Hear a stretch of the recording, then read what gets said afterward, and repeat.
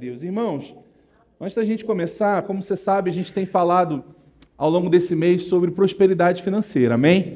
Nas últimas 2 quintas-feiras nós já ouvimos um pouco, vamos continuar nas próximas, e ao longo dos domingos também, né, o tema para os ministros, eles são sempre livres, assim como foi, por exemplo, no domingo passado com o Matheus Aguilar, mas a gente tem buscado mesmo inspiração para tratar esse assunto nas nossas vidas, amém? Então, uma das bases, irmãos, algumas das bases que a gente tem utilizado são esses livros aqui, né? Esse aqui é um fantástico, irmãos, eu já li ele há muitos anos atrás, chama O Toque de Midas. É um livro maravilhoso, ele aborda não só aspectos individual, a respeito de recursos, de alinhamento financeiro, mas também a respeito de ministério. Até mesmo para que a gente possa entender como as coisas funcionam no reino de Deus, a respeito de honra, a respeito de valorização do ministro, do pastor, enfim. Aqui tem tudo para que você não tenha dúvida de nada. Por que, baseado em quê que a gente tem que dar dinheiro para o pastor? Né? Que as pessoas falam isso. Tem tudo aqui explicado direitinho.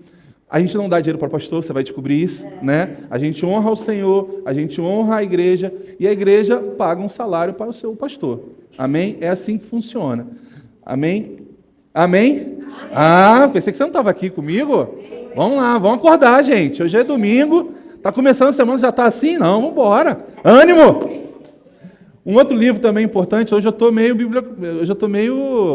né? Mas não tem nenhuma comissão aqui não, amém? É para a sua vida, para a sua identificação pessoal.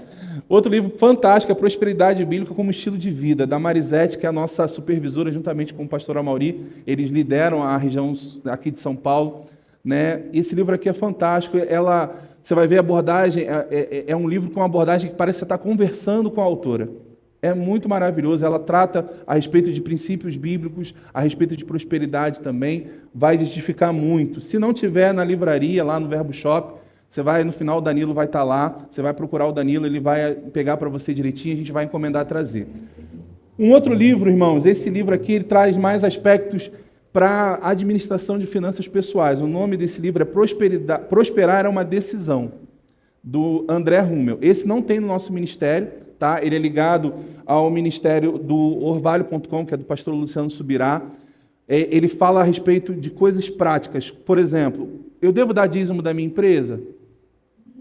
Eu devo dar quanto? Como é que eu calculo o meu dízimo? São perguntas importantes, não é verdade? E ele aqui explica tudo. Ele ensina a respeito de como dizimar, como fazer as contas certinhas.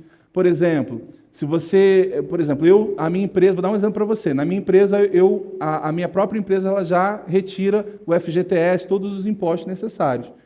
Então, eu não dou o dízimo desse valor, mas se você vai dar o dízimo, se você vai utilizar esse valor sem dar o dízimo depois, como uma fonte de renda, você precisa dizimar antes. Tem gente que faz isso, tem gente que prefere, eu vou dizimar do líquido, e depois, quando eu receber lá na frente, eu vou dizimar daquilo que chegar para mim também.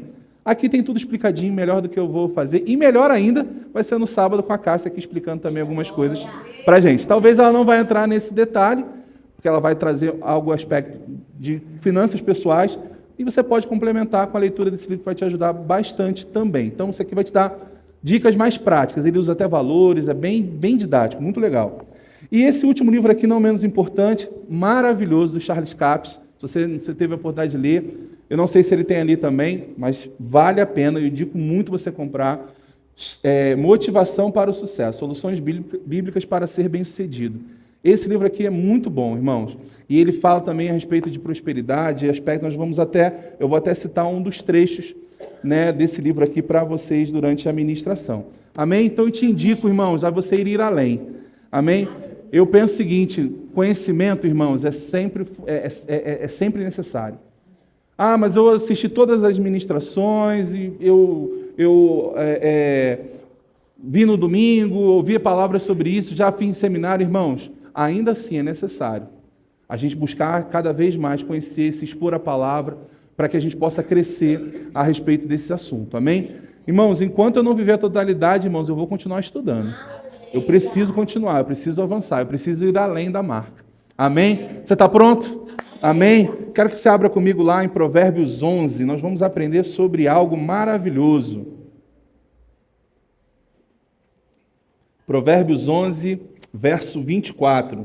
Na quinta-feira, nós falamos um pouco sobre a questão da honra e generosidade, falamos a respeito de estarmos sensíveis às inspirações divinas, para que a gente possa se mover com relação a ofertas, a recursos que chegam até as nossas mãos.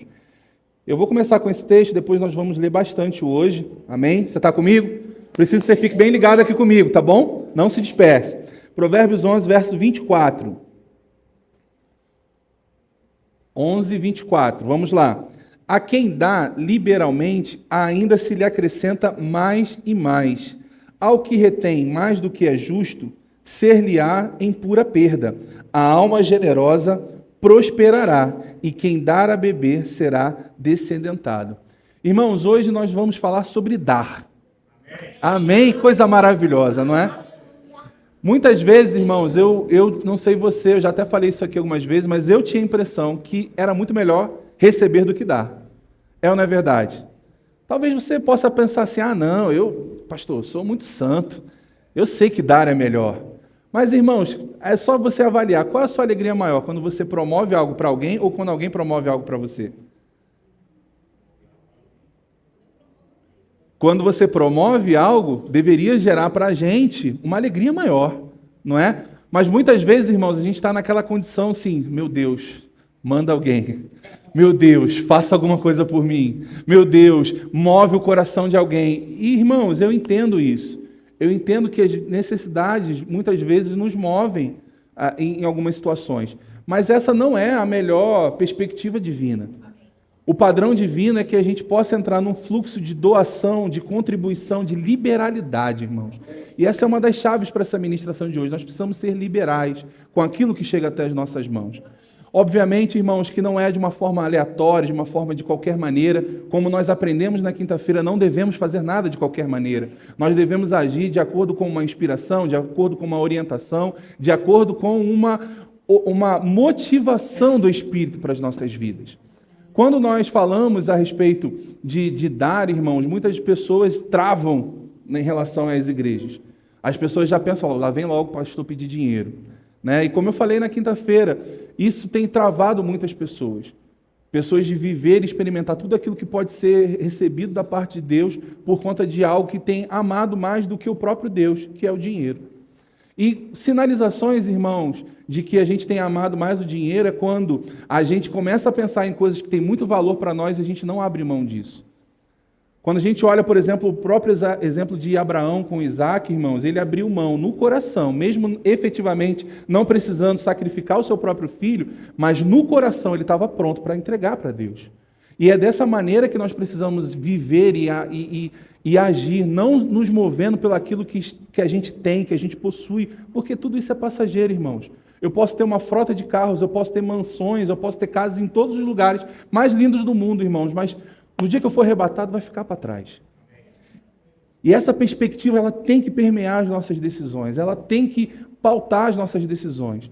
Muitas vezes, irmãos, por conta de uma limitação, por conta de um extremo onde o ministério, onde a ideia de ministério era sempre associada a uma falsa humildade ligada à pobreza, fez com que pessoas vivessem uma condição de miséria, de pedinte.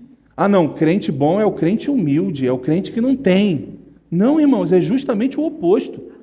E aí muitos passaram por um outro extremo, onde eu quero, dar, e não para. Por quê? Porque só quer saciar um ego, uma empolgação, um consumismo exacerbado, um consumismo exagerado. Irmãos, o dinheiro precisa nos servir. O dinheiro precisa ser um meio, não um fim. O dinheiro não pode ser aquilo que vai nos prender a coisas que o Senhor já falou para a gente soltar. Muitas vezes nós estamos presos nisso. Então, o próprio texto aqui nos diz o seguinte: nós precisamos, quanto mais liberal nós formos no dar, mais e mais vai ser acrescentado. Então, nós precisamos andar nisso, irmãos. A gente precisa acreditar na palavra. Que quando nós agimos, quando nós fazemos, irmãos, mais vai ser nos acrescentado. Como eu falei, a gente precisa entender que nós temos que ser um rio, com um fluxo divino. E quando nós travamos, irmãos, bloqueamos isso, quando nós travamos esse fluxo, irmãos, com o tempo, aquela propulsão, aquele envio de água, ele vai ser reduzido. Nós usamos e fechamos isso na quinta-feira, falando a respeito dos discípulos, mesmo depois de terem vivido uma experiência enorme de multiplicação de pães, na primeira multiplicação, quando eles vão para um outro evento, na segunda que ocorre a segunda multiplicação de pães, eles reservam um pão no barco.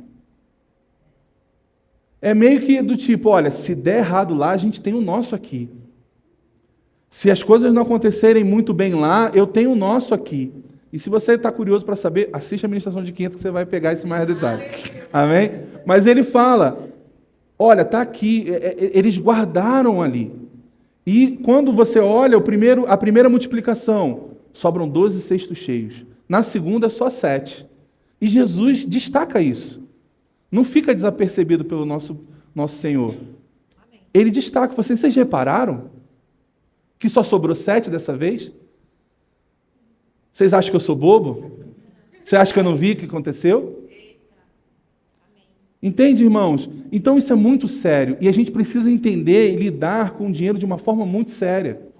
Não podemos viver, sabe, irmãos, de uma forma meio solta ou meio despretensiosa. Não, irmãos. Há um interesse da parte divina de nos fazer prosperar. Há um interesse da parte divina de nos fazer aumentar nesse tempo. Mas eu e você precisamos entrar num fluxo que a gente ainda não entrou. Ou se nós entramos ainda só com um pezinho. Entramos só com um pouquinho, só com aquilo que está sobrando, só com aquilo que não está incomodando muito, só aquilo que não vai fazer tanta diferença. Então o desafio é encontrar esse lugar, irmãos, de uma liberalidade da parte de Deus, que a gente ainda não viveu. E o dar, irmãos, ele é fantástico. Eu costumo dizer, irmãos, que a gente só dá quando a gente tem. Você não consegue dar algo que você não tenha. Concorda? Eu uso um exemplo que, para mim, né, na hora não foi nem proposital, mas eu me lembro quando a gente estava indo para o Dia das Mães, comemorar o Dia das Mães. Minha mãe mora lá no Rio, né, nossa família é de lá, e nós fomos almoçar no restaurante, e durante o almoço, aquela coisa toda e tal, acabou o almoço, vamos dividir a conta. Eu falei, não se preocupa não, que eu vou pagar. Aí, nossa, você vai pagar a conta? Eu falei, vou, faço questão de pagar a conta. Aí meu irmão chegou e falou assim, mas como assim? Eu falei assim, porque eu quero pagar. Eu falei assim, mas tipo assim, me dei bem. Eu falei, depende. Eu tenho para pagar. Então, cada vez que eu faço isso, mais vai acontecer. Aí ele falou, Eu falei, pois é. Então, eu falei assim, eu quero contribuir. Ele falou, só tenho R$2 aqui, segura, não quero deixar de participar, não. Mas por quê? A visão, irmãos. Às vezes a nossa visão é o seguinte, me dei bem, ganhei um jantar. É ou não é verdade? Mas olha só que legal, me dei bem, proporcionei um jantar. Proporcionei algo para alguém, irmãos. Pude, dentro das minhas condições, dentro daquilo que eu podia, oferecer o meu melhor. Eu não ofereci qualquer coisa. Eu fui lá, levei minha mãe num restaurante que ela gosta, e, eu pude proporcionar a ela um almoço, e isso não foi um peso para ela e nem para mim. Foi uma alegria para mim. Você entende, irmãos, a diferença da visão, do entendimento sobre dar, do entendimento de contribuir, do entendimento de visão de você não reter? Às vezes a gente tem retido mais do que convém. E a própria palavra nos diz, aquele que retém mais do que é justo será por pura perda. A gente está retendo, irmãos, assim como muitas vezes a gente critica o povo no deserto, mas agimos como o povo no deserto. De que maneira, irmãos? O povo tinha uma orientação. Cada dia vai vir um maná fresco. Cada dia vai ter o alimento do dia. Não guardem. Não guardem, porque vai estragar. Aquilo que é de hoje é de hoje. Então, meu filho, usufrua aquilo que é de hoje. E o de amanhã? Deus vai conceder o de amanhã. Deus estava ali, irmãos, mostrando não somente um suprimento temporário, no sentido de, olha, eu vou te suprir, eu estou aqui para te suprir. Não, eu quero que você confie que eu sou o seu supridor. É totalmente diferente de um socorro de Deus por uma alimentação. Ali Deus estava mostrando assim, eu sou o seu provedor. A cada dia eu vou te mandar o suprimento. Só confia. Só confia. Irmãos, para viver uma vida de prosperidade, você precisa ter fé, você precisa confiar em Deus. Você precisa acreditar, irmãos, que independente do que está acontecendo no seu redor, você não será impactado, você não será atingido. E muitas vezes a gente está agindo, irmãos, de uma forma natural, preocupada, com medo, porque na minha empresa está todo mundo sendo mandado embora, o setor tal está sendo desativado, o próximo é o meu. E a gente tem ficado preocupado, nervoso, com medo de coisas que nem aconteceram. Mas porque nós estamos falando, provavelmente vai acontecer. Então, qual é a chave, irmãos? Nós precisamos confiar. Confiar. E, irmãos, para confiar precisa ter força. Precisa ter força. É você olhar e não ver nada, mas você tem uma palavra no teu coração. Você está agarrado com aquela palavra. E você não deixa nada roubar, irmãos.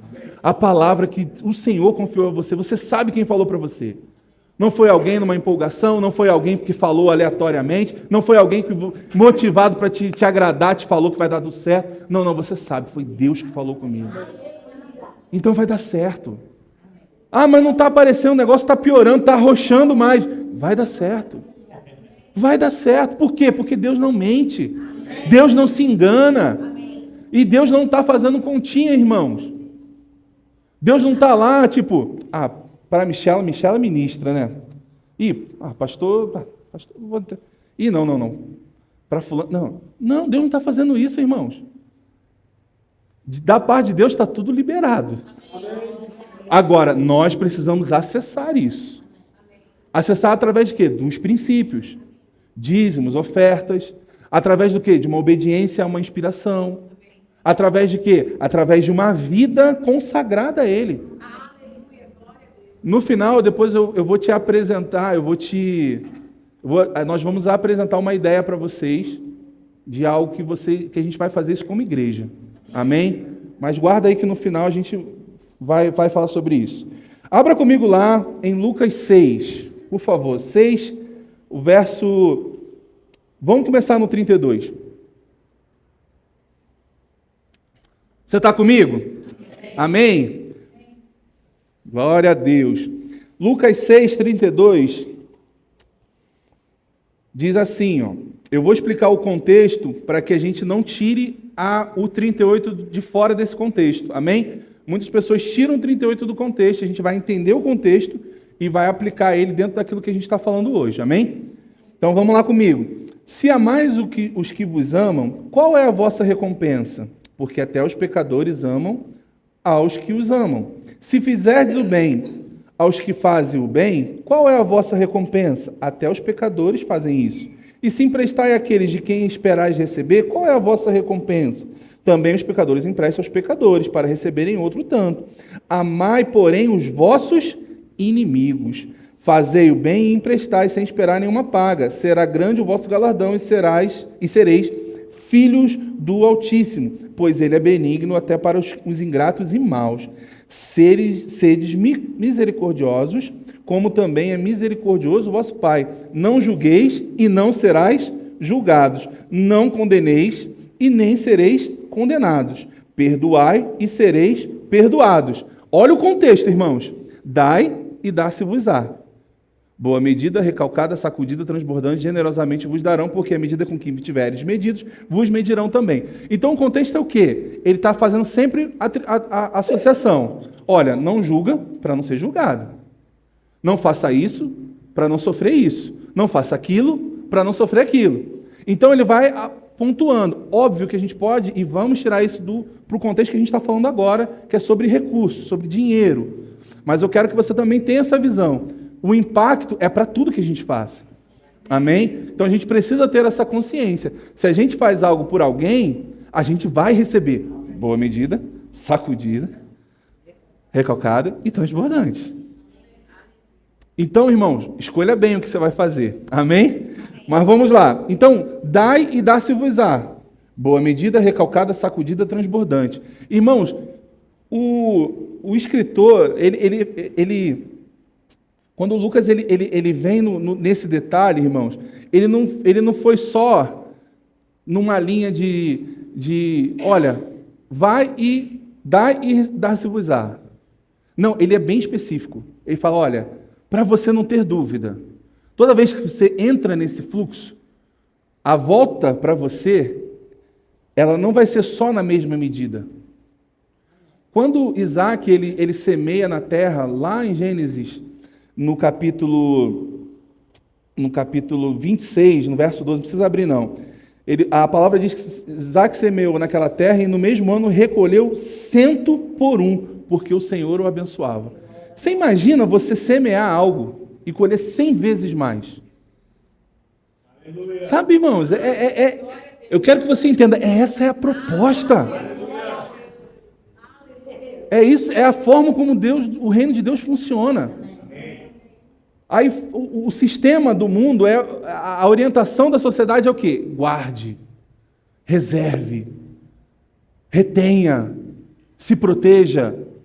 Irmão, você tem que ter reserva? Claro que tenha. Por favor, não tenha desequilíbrio. Amém? Você tem que ter uma reserva de emergência? Amém. Você tem que ter investimento? Amém. Mas eu quero que você entenda que o maior investimento é no reino. Você pode pesquisar, irmãos, eu te desafio, qualquer investimento que te dê 30 vezes mais. A gente está falando de 100. 10. Talvez dobrar o investimento já vai ser difícil em um ano. Você tem que pegar uma coisa ali uma informação de mercado ali, de algo que está acontecendo e você está sabendo e está usando informação privilegiada. Fora isso, irmãos, não existe investimento. Eu desafio dobrar o investimento em um ano. É muito difícil. Agora com Deus, meu amigo. 30, 60 e a 100 por um. Meu Deus, cara. Eu falei, a gente precisa viver isso, irmãos. Quando eu leio isso, eu não leio no sentido de, nossa, que legal, Deus é bom. Eu falo assim, Senhor, eu quero isso para mim. Eu quero viver esse fluxo onde, sabe, irmãos, a gente está plantando, a gente está ali semeando e a gente já está colhendo, nem sabe de qual veio. Sabe? Mas vou te dar uma dica. Sabe que muitas vezes nós paramos? Porque nós queremos colher no momento que a gente está semeando. Muitas vezes, na nossa necessidade, a gente semeia com a expectativa de colher amanhã. Mas já reparou? Você pode plantar o que for. Eu sei que cada semente tem um processo. Amém? Mas nenhuma delas é de um dia para o outro. Tem, por exemplo, vou dar um exemplo da nossa mangueira aqui. Ela não dá manga direto. Graças a Deus, né? Porque quando ela dá com força, né? Mas algum dia plantou uma mangueira lá atrás, irmãos.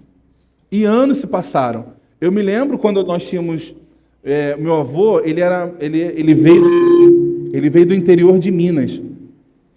E ele vivia na roça mesmo. Então, ele trabalhava com plantação.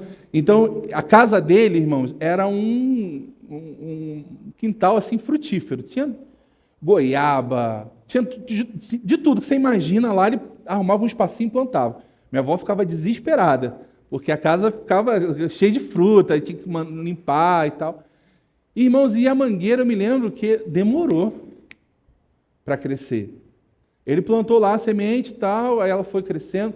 Até ela começar a dar os primeiros frutos, ela já tinha passado alguns anos.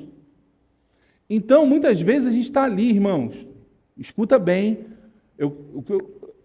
Imagina um semeador fazendo isso. Amém? Você está aqui comigo?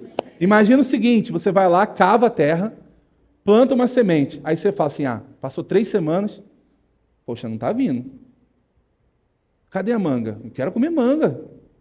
1 mês, 2 meses. Aí, o que a gente muitas vezes faz? É como se a gente tivesse pego, através da nossa confissão, tirado a semente da terra. Não funciona mesmo? A gente anula a nossa própria semeadura com a nossa boca. Você entende, irmãos, como é sério? Então, a gente precisa entender essa questão da importância do semear, mas entender as estações. A estação da semeadura, a estação da colheita. Chega um ponto, e eu posso te garantir isso, chega um ponto que as coisas começam a se misturar. Eu trabalho numa empresa que ela tem vários ramos de atuação. Um dos ramos é trabalhar com combustível, biocombustível. Eles trabalham com etanol, enfim, plantação de cana-de-açúcar e tal. E eu conversando uma vez com um rapaz, ele estava explicando, né, na verdade eles estavam fazendo uma apresentação lá, e eles estavam falando que assim, o espaço que a empresa tem, ela é gigantesco. E eles vão fazendo loteamento desses lugares. Então é assim, vamos supor, tá? É como se tivessem 3 grandes terrenos. Aí nesse aqui ele prepara, nesse aqui planta e nesse aqui colhe. Certo? Aí ele volta para cá. Nesse aqui ele planta, nesse aqui ele colhe, nesse aqui ele prepara. Nesse aqui ele, sabe? E vai seguindo esse fluxo. Então eles estão constantemente plantando, colhendo e preparando o solo. Plantando, colhendo e preparando o solo. E eu creio, irmãos, e nós precisamos ter essa visão de que a gente não pode fazer isso somente em um momento. A ideia de Deus, tanto que eu gosto muito da nomenclatura que o Rema dá para a matéria, que chama de vida de prosperidade, que não é só um momento, um rompante de prosperidade, mas é uma vida, é algo constante. Quando a própria palavra fala nós devemos viver pela fé, não é algo que é um momento, uma solução de um problema, mas uma constante.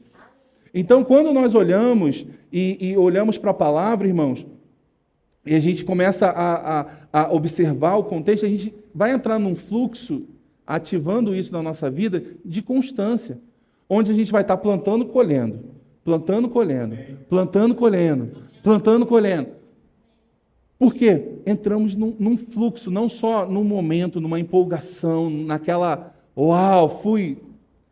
Tem coisas, irmãos, que na hora que eu fui semear, tem coisas que você planta num dia e no outro acontece um milagre. Por conta, muitas vezes, das nossas condições. Mas, no geral, irmãos, você não vê a resposta na hora.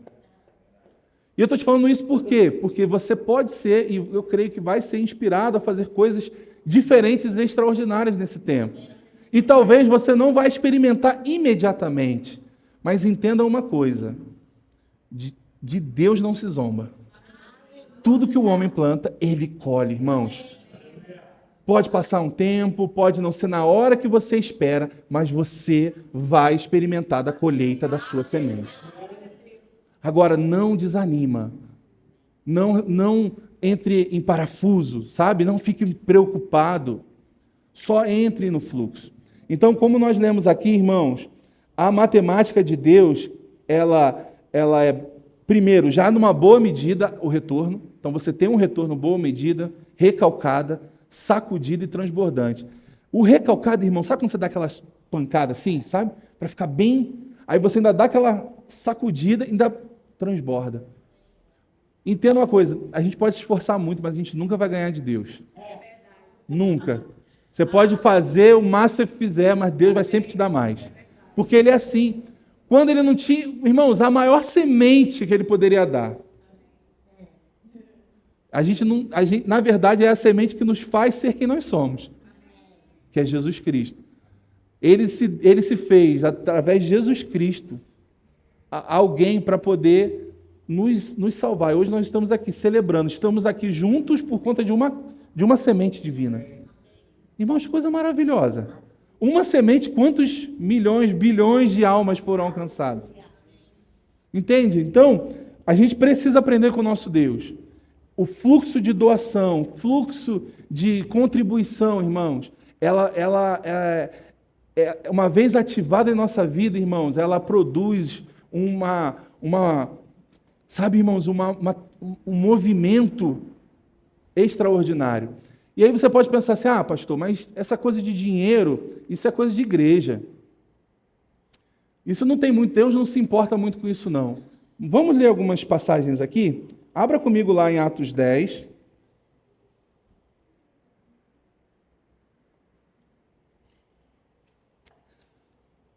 Atos 10.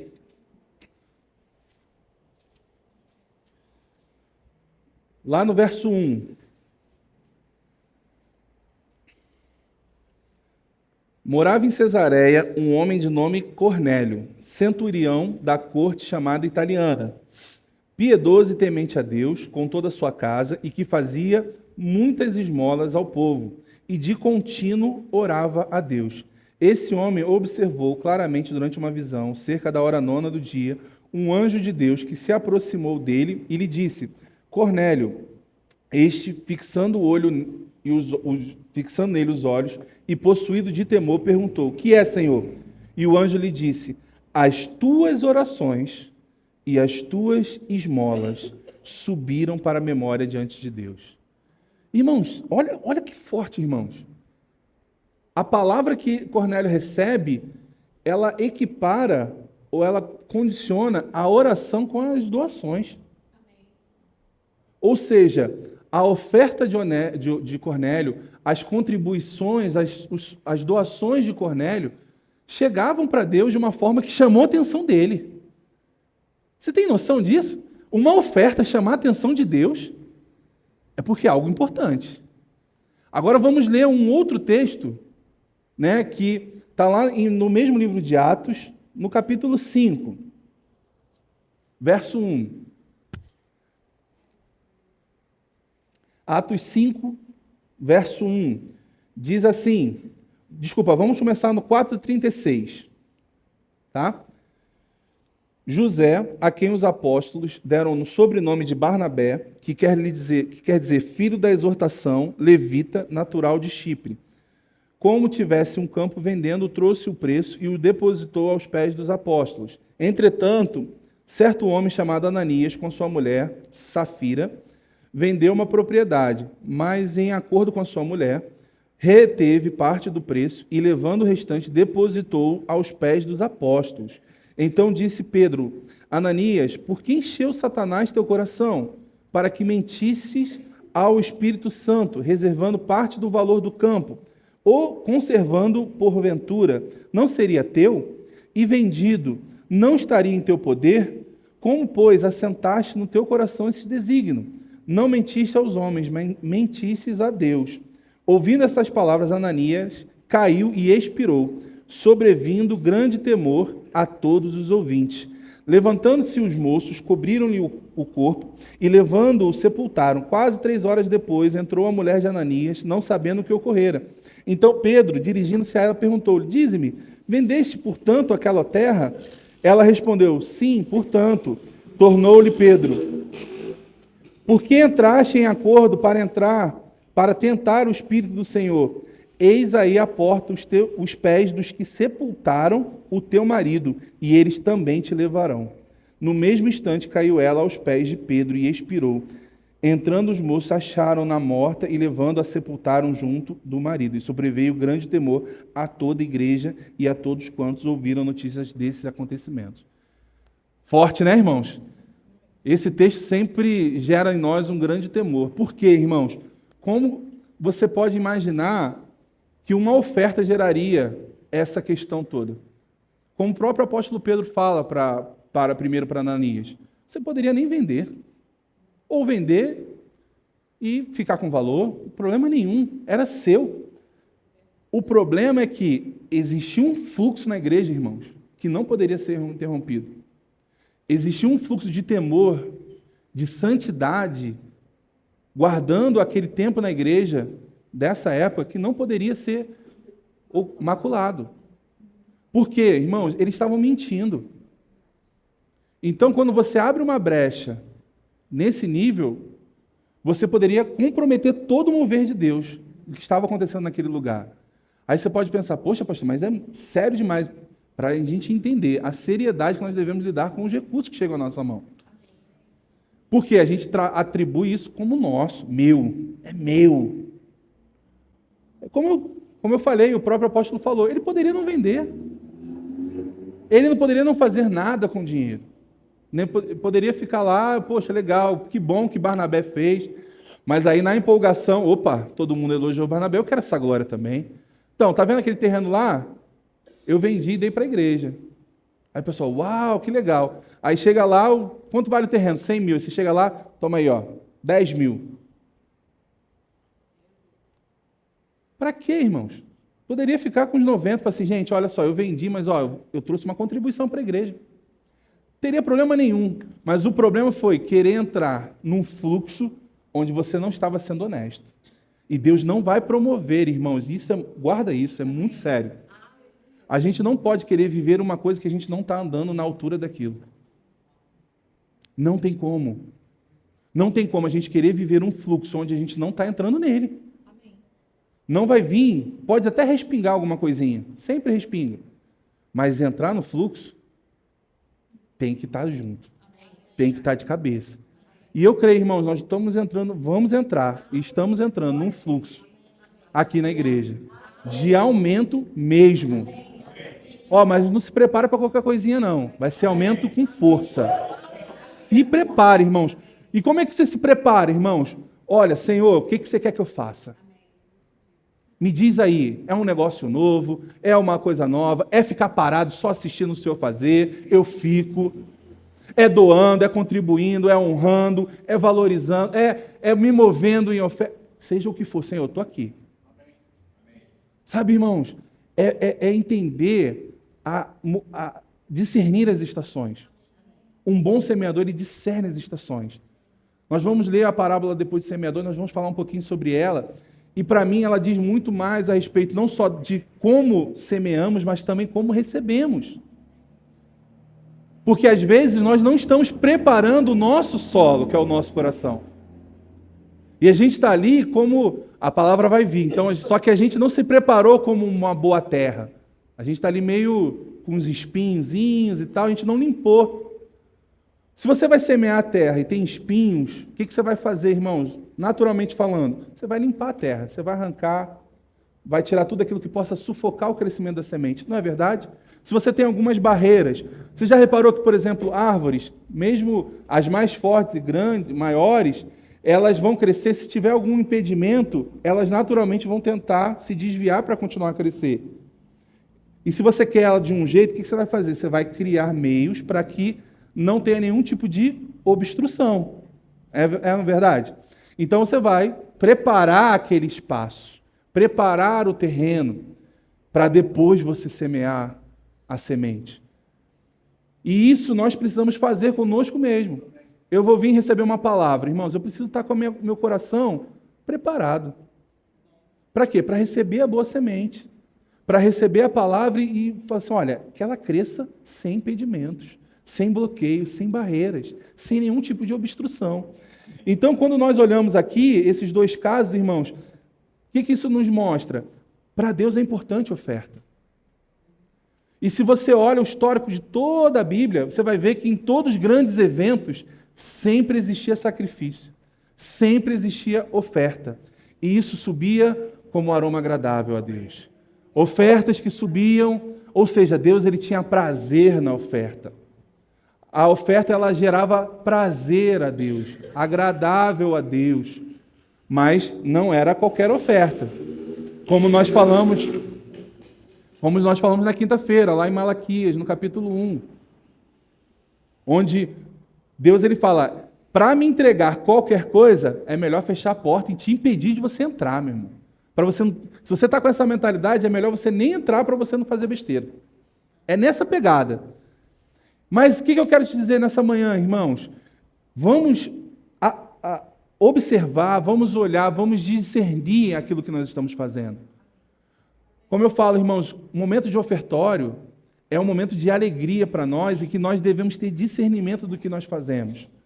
Discernimento para quê? Para que a gente não faça nada de qualquer maneira, não dê como esmola, não dê como troco, não dê como algo que não faça sentido, que não faça valer a pena para você. Tem que fazer valer a pena, tem que ter valor para você. Porque se não tiver valor, irmãos, é esmola. Você faz isso com um mendigo na rua. Você faz isso com um pedinte na rua. Tem que ter valor. Deus, ele multiplica valor. Se aquilo não tem valor, irmãos, o que você vai receber? Multiplicação de coisas que não têm valor para você. Então, quando nós olhamos a palavra, irmãos, e vemos essas questões, uma outra coisa, nós aprendemos o quê? Não devemos agir por necessidade. É ou não é verdade? E um texto que me chamou a atenção até nessa manhã, o Senhor me trouxe essa história, eu quero que você acompanhe comigo para a gente ler lá. Eu vou encurtar para a gente remir o tempo. Está lá em 2 Reis, no capítulo 4. Eu quero justamente falar com vocês sobre esse caso, porque ele demonstra algo para mim fantástico, que é um mover sem uma necessidade ou um pedido. E eu creio que nós vamos chegar nesse ponto, amém? Muitas vezes nós agimos por necessidade. Vamos fazer uma campanha do ar-condicionado, então vamos lá e contribuímos. Amém, contribuímos com o ar-condicionado. Eu estou vendo um irmãozinho numa situação tal, você vai lá e contribui. Amém, devemos fazer. Mas eu creio que nós vamos chegar num outro nível, que é o quê? É fazer independente de. Fazer porque você observa e você quer agradar. Fazer porque você quer honrar. Pastor, você está falando isso porque você é pastor? Não, irmãos, para a gente fazer entre a gente mesmo. É você chegar e ver um irmão na igreja que tem servido com tanto esmero, com tanto esforço, dando tanta dedicação, dando o seu melhor, e falar assim, cara, vou promover algo para ele. O que eu posso fazer? Poxa, eu não tenho muito dinheiro, agora estou mais apertado, mas eu posso oferecer um almoço, eu posso oferecer um café, eu posso comprar um chocolate ali e dar para ele, eu posso promover, eu posso dar um abraço. Você entende, irmãos? É você ter uma visão além de uma necessidade aparente. Às vezes é fácil identificar alguém que está ali, ai, tadinho de mim, coitado de mim, não consigo. Mas tem gente que está ali, e precisando de um abraço. Precisando de um, cara, fica firme, estamos juntos. Abra lá, então, por favor, Eliseu e a Sunamita. Esse texto é bem conhecido, 2 Reis 4, verso 8, diz assim, 2 Reis 4, a partir do 8. Certo dia passou Eliseu por Sunem, onde se achava uma mulher rica, a qual constrangeu a comer pão. Daí, todas as vezes que passava por lá, entrava para comer. Ela disse a seu marido, vejo que este, que passa sempre por nós, é santo homem de Deus. Façamo-lhes, pois, em cima um pequeno quarto, obra de pedreiro, e pomos-lhe uma cama, uma mesa, uma cadeira e um candeeiro. Quando ele vier à nossa casa, retirar-se-á para ali. Um dia, vindo ele para ali, retirou-se para o quarto e se deitou. Então disse ao seu moço Geazi, chama essa sunamita. Chamando a ele, ela se pôs diante do profeta. Este dissera a seu moço, dize-lhe, eis que tu tens nos tratado com muita abnegação, que se há de fazer por ti, haverá alguma coisa que se faça a teu favor, ao rei, ao comandante do exército? Ela respondeu, habito no meio do meu povo. Então disse o profeta, que se há de fazer por ela? Geazi respondeu, ora, ela não tem filho e seu marido é velho. Disse Eliseu, chamando a ele, ela se pôs à porta. Disse-lhe o profeta, por este tempo, daqui a um ano, abraçarás um filho. Ela disse, não, meu senhor, homem de Deus, não mintas a tua serva. Verso 17, concebeu a mulher e deu à luz um filho no tempo determinado, quando fez 1 ano, segundo Eliseu lhe dissera. Até aí. Depois, esse filho, ele vem a falecer, Eliseu ressuscita e tudo mais. Mas o que eu quero te dizer? Primeiro ponto, essa mulher não tinha necessidade aparente nenhuma, certo? Ela era rica e o profeta não pediu nada para ela. O profeta só passava lá e falou, vem cá. E aí, lá no início, no 8, o texto diz que ela constrangia ele a comer um pão, tipo, vem cá, toma um lanche, toma um café. Uma forma de agradar, de honrar o profeta. E ela percebendo todo aquele fluxo, ela falou, cara, vamos fazer algo melhor para ele. Um lugar para ele descansar. Poxa, ele tem servido tanto aqui no reino, tantas pessoas. Poxa, vamos fazer algo. Ele conversou com o marido, fizeram um quarto lá para ele. Irmãos, ele não pediu, ele não fez nenhuma indireta, pelo texto a gente não tem. Falou assim, poxa, o profeta não tem onde deitar, né? Ela desejou. Pega isso, irmãos. Ela desejou. Muitas vezes nós nos movemos dar por necessidade, mas eu creio que nós vamos ser desejosos em fazer algo por alguém. Não porque isso vai ser retribuição de nada. Essa mulher era rica, não precisava, irmãos. Ela não precisava de doei um quarto porque eu quero uma nova casa. Não, ela não precisava. Ela fez para agradá-lo, para honrar. Honra, irmãos, como nós falamos na quinta, honra é o que nós precisamos ter com relação a Deus. Não precisamos somente dar, mas honrar a Deus com os dízimos, com as ofertas, com tudo aquilo que Ele coloca no nosso coração, com toda a inspiração, com toda a palavra que Ele confere a cada um de nós. Nós devemos honrar. E essa mulher ela é um exemplo disso. Ela honrou um profeta, sem querer nada em troca. Mas ainda assim, e esse que é o ponto, ele falou, cara, eu não posso deixar isso para trás. E o texto não fala, Deus falou com Eliseu, faça alguma coisa para ela. Não, ele quis fazer algo por ela.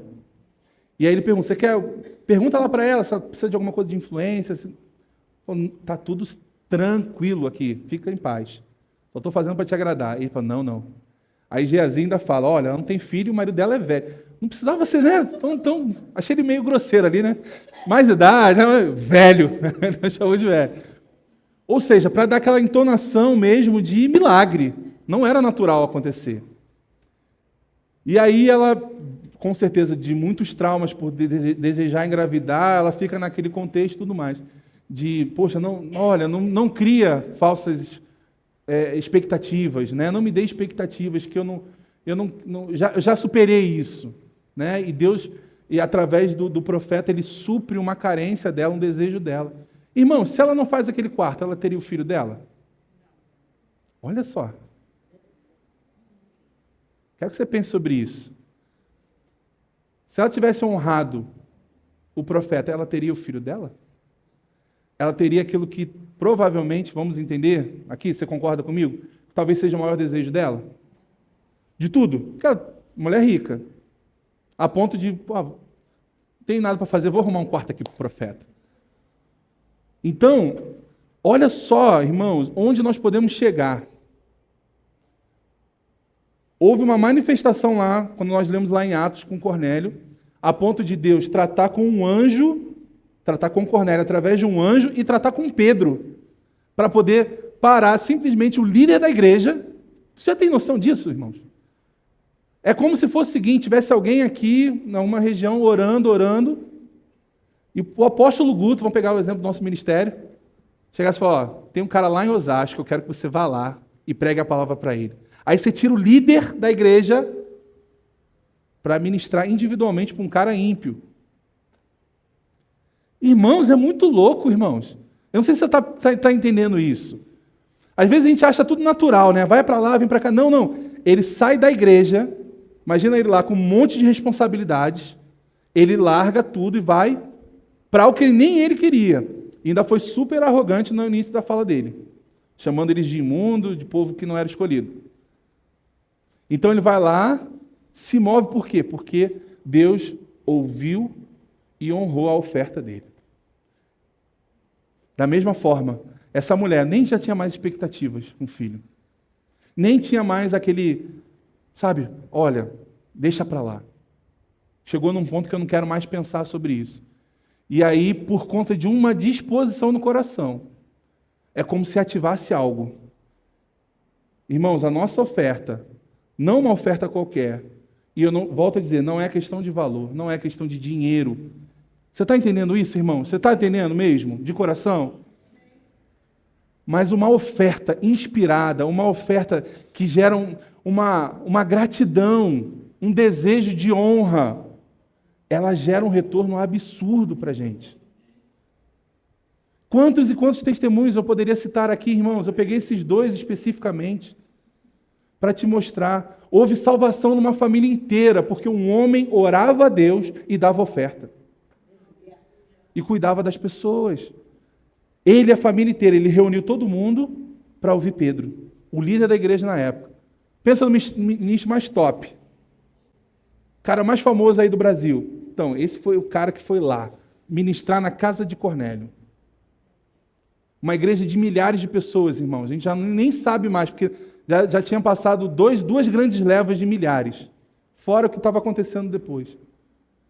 Ele para tudo, vai lá para ministrar para um grupo familiar.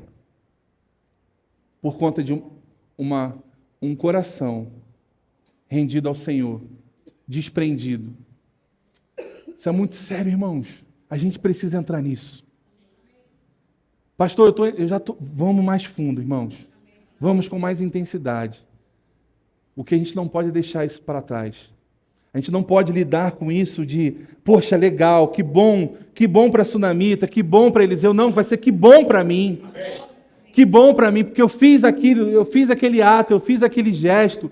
Eu orei em casa, Deus me deu uma inspiração, eu fui lá, socorri uma família com um valor que estava no meu coração, com um bem que estava comigo, seja lá o que for. E por isso redundou para mim, naquilo que eu tanto esperava. É maravilhoso, irmãos. E volto a dizer, todos os dois casos, eles nem tinham essa intenção. Cornélio não dava esmolas, não contribuía, porque ele queria algo em troca. A mulher sunamita só queria agradar o profeta. Ela só queria honrá-lo. Só queria mostrar, falou assim, olha, você tem um lugar aqui, tem gente que se importa com você. Só isso, irmãos. E olha aquilo que gerou para ela, olha o retorno que gerou para ela. Um sonho engavetado, um sonho já amortecido no coração dela. Isso é fantástico, irmãos. Então nós precisamos entender isso. E uma outra coisa que eu quero a gente tratar aqui um pouco, conversar um pouco. Agora a gente precisa entender como fazer isso. Né? Nós pegamos esses exemplos, eu falei que a gente precisa de uma inspiração, a gente precisa buscar. É importante a gente ter um discernimento da parte de Deus com relação àquilo que nós vamos fazer, mas também ter essas atitudes de simplesmente ter um desejo de agradar, e isso não é errado, não é pecado fazer isso, pelo contrário, são ofertas diferentes e que têm um peso ainda maior, porque você não faz porque há uma convocação, você não faz porque há um movimento para isso, mas você faz porque há uma disposição no seu coração. Agora, uma coisa importante, irmãos, e que eu quero que você acompanhe comigo lá em Mateus 13, no verso 1. É a gente ter a consciência que um semeador tem. A forma de semear, a forma de se lançar uma semente à terra, ela precisa de um cuidado. Não pode ser feita de qualquer forma, como a gente sempre tem falado.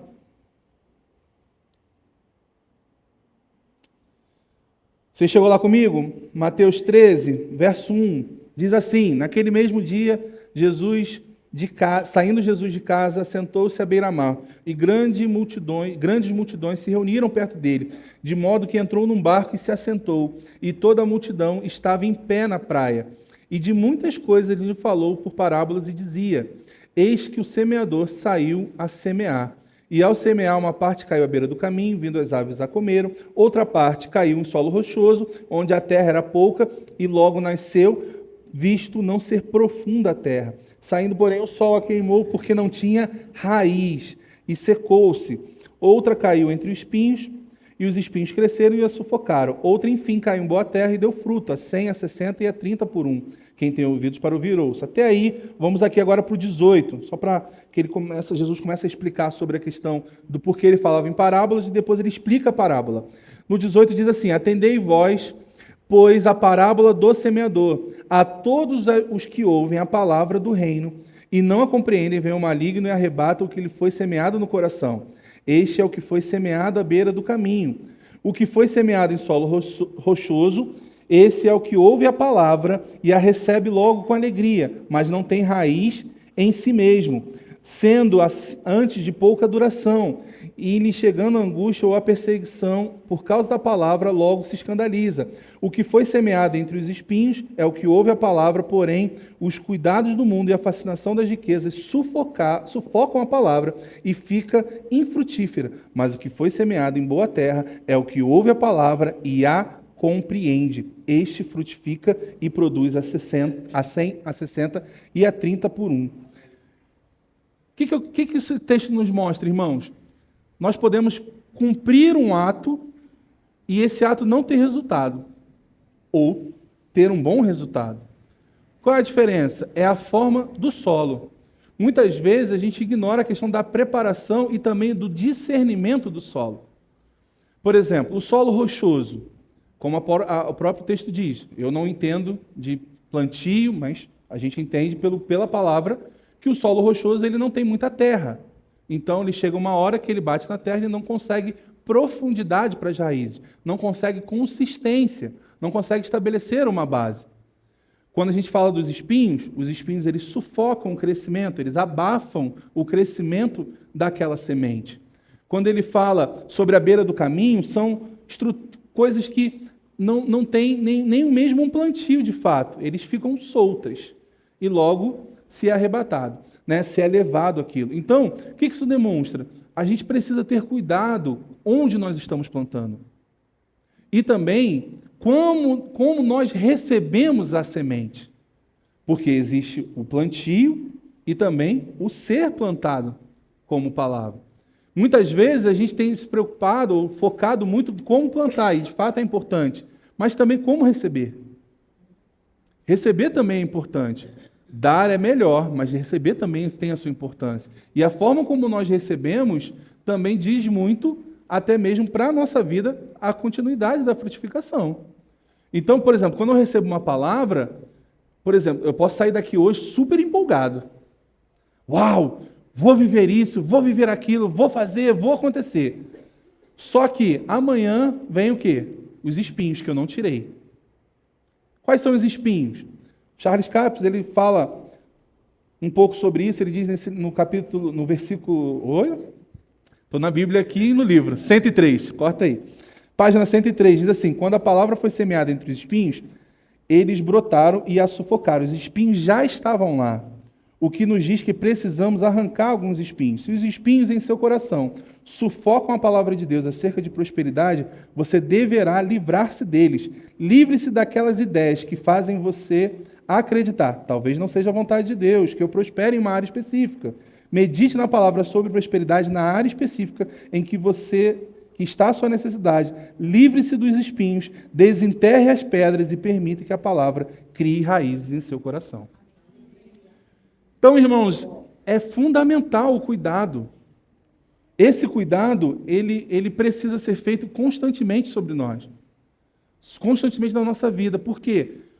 Não adianta a gente viver e querer viver grandes coisas, irmãos, se a gente não se cuidar com relação àquilo que nós ouvimos. Como nós temos falado aqui. Não basta simplesmente a gente vir à igreja, ouvir uma palavra e durante a semana, irmãos, não ter nenhuma comunhão com Deus, não ouvir nenhuma mensagem, não ler a Bíblia, não ler livros, não se expor à palavra. O que vai acontecer? Você vai receber uma palavra, vai ficar empolgado, como lançado num solo rochoso, veio aquela alegria, opa, está dando resultado, apareceu um pouquinho, e aí começa a pressão, começa a dificuldade. Irmãos, pressão vai vir sempre, não se engane. Ah, pastor, eu estou semeando agora eu estou dando meu dízimo, agora finalmente ajustei isso no meu coração, estou sendo fiel. Vai dar resultado, mas você precisa lidar com as pressões. Porque a pressão que você vai ter é para desistir, é para parar. A pressão que vai vir é aquela famosa conta, se eu der o dízimo, eu não pago o aluguel. Se eu der o dízimo, eu não pago a conta de luz. Se eu der o dízimo, eu não pago a conta de água. E aí eu te falo, irmãos, a gente nunca vai sair do lugar. Pastor, você está falando isso, é cruel. Irmãos, se você congrega nessa igreja, se você precisa de alguma coisa, nós estamos prontos para te ajudar. Como igreja. É alimento que você precisa, a gente vai se mobilizar como alimento, como fizemos várias vezes. Você precisa de um socorro momentâneo em alguma coisa? Conversa com a gente, que a gente vai tentar ver meios para te suprir. Porque aqui você tem uma família. Você não tem pessoas aleatórias que se reúnem, não. São pessoas que se importam umas com as outras. E quando você tem um grupo de pessoas assim, irmãos, a sua necessidade passa a ser a minha também. E eu tenho o desejo de te socorrer. Amém. Pastor, você vai fazer isso? Talvez não sozinho. E eu espero que não sozinho, porque eu sei que muitos vão se mobilizar para isso. Mas, irmãos, quantas forem as questões que você estiver passando, pode ter certeza que Deus está pronto para supri-la. Seja qual área for, emocional, seu casamento, sua profissão, seja do que for, irmãos, Deus está pronto para te suprir. E como a gente está falando em relação a finanças, em relação a dinheiro mesmo, nesse tempo, irmãos, eu digo de coração, entra nesse fluxo. Entra nesse caminho, irmãos. Seja fiel aos princípios. Não negocie os princípios. Pastor, meu dízimo é tão pouquinho, irmãos, no teu pouquinho que Deus vai te aumentar. A palavra fala, foste no fiel no pouco, sobre o muito te colocarei. A gente precisa ser fiel. A questão não é no muito ou no pouco, é na fidelidade. Seja fiel naquilo que está chegando até a sua mão. Eu me lembro quando era criança, a minha mãe, mesmo com todos os contextos que nós vivíamos em relação até à dificuldade para ir à igreja, a gente morava muito distante da igreja. Minha mãe sempre ensinava, qualquer que seja o dinheiro que você receba, tira 10% da seu dízimo. Ganhou R$10 de mesada, R$1 é teu dízimo. Acabou, não tem conversa. Então, irmãos, seja o que for, até mesmo pegando um gancho aí sobre filhos, instrua o seu filho nisso, irmãos. Não espere ele ficar grande para isso, não. Já ensina na mesada. A gente está montando lá um esquema, vamos montar um esquema lá em casa para a gente começar a introduzir matemática financeira para a Sofia. Para ter lá, você vai ter as suas recompensas, você vai receber um dinheiro, vai ser uma fortuna, R$10 que seja, mas vai ser. E ela vai administrar aquilo ali, você já pode comprar sem pedir ao papai e à mamãe um pirulito. Olha que coisa boa.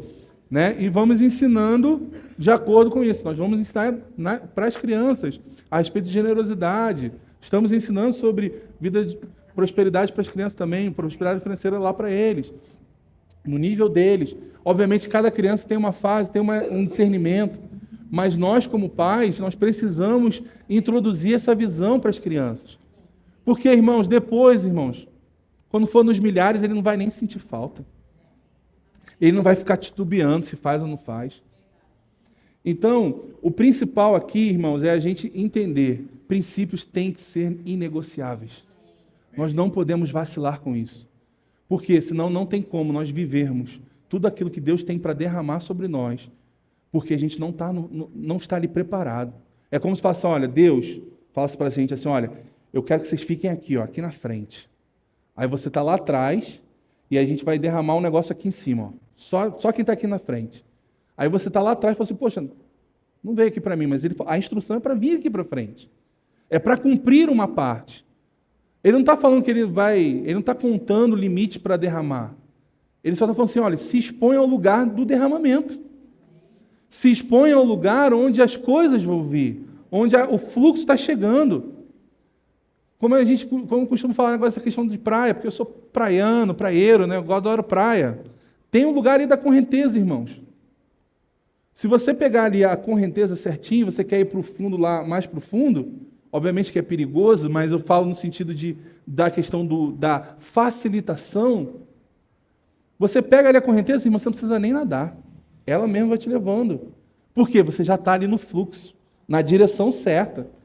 Agora você está aqui, onda vindo, e você vai chegar, vai, mas olha o esforço. Agora tu pega a correnteza, só vai lá só assim, pulando as ondas, e a correnteza vai te levando.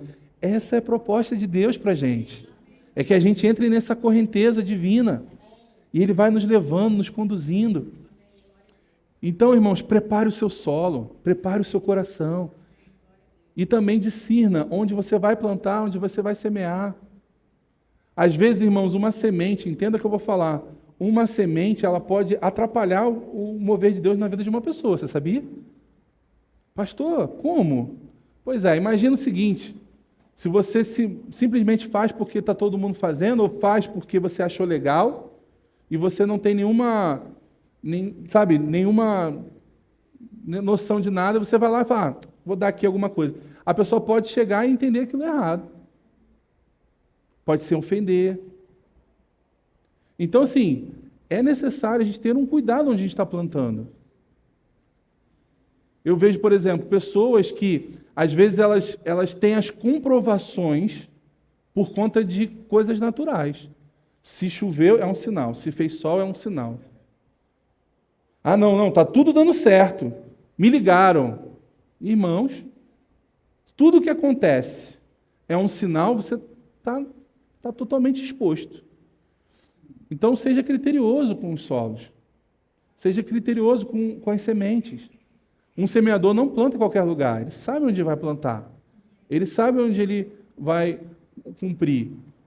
Obviamente, como eu falei, existem movimentos, eu quero, até para deixar bem claro, parece que eu estou me contradizendo, mas eu não estou me contradizendo. Existem solos que eles não são apropriados nesse momento para receber uma semente. E você vai só lançar a semente fora. Você está entendendo o que eu estou falando? Isso não anula o fato de você querer semear voluntariamente em pessoas que você sabe que é um bom solo. Você entende? Mas você quer fazer por agradar. Olha o exemplo que eu dei da Sunamita. Não era qualquer um, era um profeta, era um homem de Deus, era uma pessoa que estava servindo no ministério. Volto a falar, se eu chegar aqui, né, eu estou falando no contexto de igreja, eu vou lá e vou dar uma oferta para uma irmã que tem servido na igreja, ou um irmão que tem se esmerado na igreja. É um bom solo, irmãos, é uma pessoa que está associada a um bom lugar. Agora, não, vou dar um dinheiro para uma pessoa que tem problema com droga. Vou honrar a vida dele. Você está entendendo? Pegando um exemplo bem esdrúxulo para ficar bem claro. Vocês entenderam? Amém? Amém. Você vai ajudar ele a se afundar, né? Então, você vai chegar lá, eu tenho um vídeo eu gosto desses vídeos assim aleatórios, né? Só para fechar esse parênteses. Aí tá um cara lá com um restinho de cachaça numa garrafinha. Aí ele falou assim, eu te dou R$50 se você jogar essa cachaça fora. Aí o cara, é? Tá bom, me dá aqui R$50. Virou. Aí ele, o que você vai fazer agora? Vou comprar outra. Então, muitas vezes a gente está fazendo isso. Isso é semear à beira do caminho, esse aí. Entendeu? Então, eu quero que você tenha esse discernimento como um bom semeador que você é. Amém? E por último, irmãos, eu quero até ler mais um trechinho aqui do Charles Capps. Tem assim, ele fala no final do livro, ele fala sobre os 3 N's dos negócios. Ele fala o seguinte, primeiro, não amaldiçoe a sua própria figueira.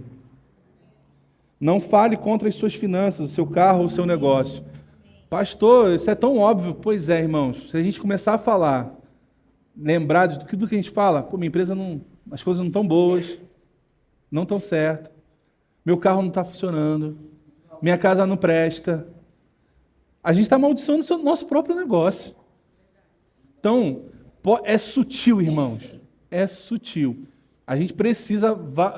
Isso é para outro dia, mas assim... Aquilo que nós falamos, irmãos, tem um poder absurdo. A gente não tem dimensão ainda. Então, muitas vezes, como eu falei lá no iníciozinho da ministração, a gente tem tirado a semente com as nossas bocas, com aquilo que nós temos falado. A gente plantou a semente, não está colhendo, a gente chega lá e pega a semente de volta. Porque a gente está anulando a eficácia e o resultado da semente, do plantio que nós fizemos com as confissões erradas que nós estamos fazendo. Então, não amaldiçoe a sua própria figueira. Amém? Outro, não substitua as boas práticas comerciais pela fé. Não substitua boas práticas comerciais pela fé. Há um elemento de senso comum que precisa ser incluído, não se esqueça disso.